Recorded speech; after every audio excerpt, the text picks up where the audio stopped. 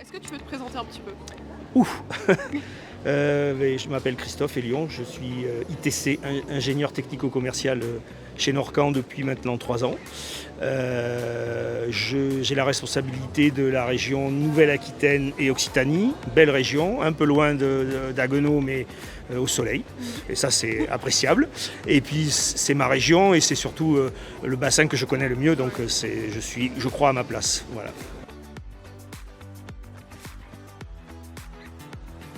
Alors Christophe, en quoi consiste le métier d'ITC chez Norcan? Le métier d'ITC chez Norcan consiste à apporter mon expertise et de l'expertise de Norcan à mes clients et prospects pour les aider dans l'aménagement ergonomique de leur espace de travail ou l'intralogistique. Et tout ça grâce à une équipe importante chez Norcan et puis ma simple expertise. Et non, j'ai parlé des 37 ans d'expérience et des multiples installations faites par Norcan qui me servent de référence dans le cas où j'ai pas moi l'expertise de comprendre ce qui se passe chez le client. Mais le plus important, c'est la discussion avec le client qui me permet d'établir clairement ce dont il a besoin et le guider s'il y a des éléments auxquels il n'a pas pensé.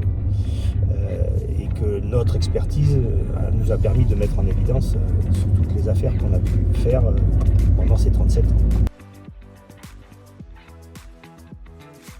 Alors est-ce que tu peux un petit peu nous décrire ton quotidien?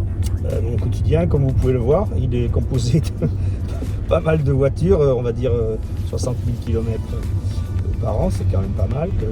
Mon quotidien n'est pas monotone, se compose de deux manières différentes, soit du bureau, puisque notre métier d'ITC nous amène à concevoir et à chiffrer. Donc on a une part de bureau assez importante sur laquelle on doit réfléchir à des solutions pour nos clients, et des visites clients où là on va constater sur le terrain le besoin du client, prendre des mesures éventuelles, discuter avec lui pour mieux cerner son besoin. Donc un quotidien assez changeant avec une typologie de clientèle tout à fait intéressante puisque tout un tas de secteurs d'activité, chaque fois c'est un nouveau challenge, chaque fois c'est une nouvelle rencontre et ça c'est ce qui est intéressant dans ce métier. Ouais, et puis il n'y a pas deux projets qui se ressemblent non plus. Jamais, jamais. On peut se servir de l'expérience acquise d'un projet sur l'autre, mais chaque fois, comme c'est du sur-mesure, chaque fois on doit adapter on doit s'adapter aux besoins du client et lui trouver une solution clé en main.